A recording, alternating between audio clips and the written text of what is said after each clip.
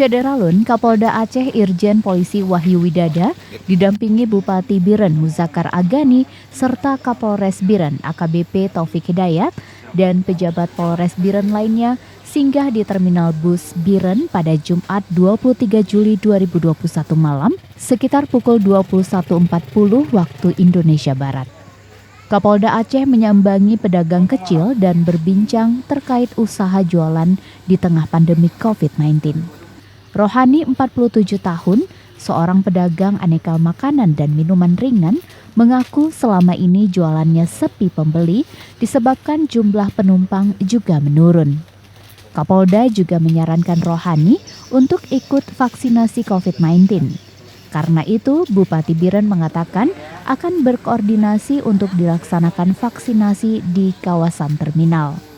Usai berdialog, Kapolda Aceh menyerahkan bantuan sembako kepada Rohani dan pedagang kecil lainnya di kawasan terminal itu. Secara ekonomi, penjualan dari pedagang penjualannya turun, tukang cuci mobil juga pendapatannya turun.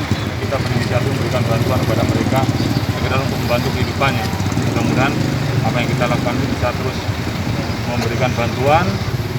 Ini akan terus kita lakukan, bukan hanya malam ini. Kita Kapolres melakukan. Kita juga sekarang di Banda Aceh melakukan dan seluruh Polres jajaran akan melakukan ini. Dari Biren, Yusmandin Idris, Serambi On TV.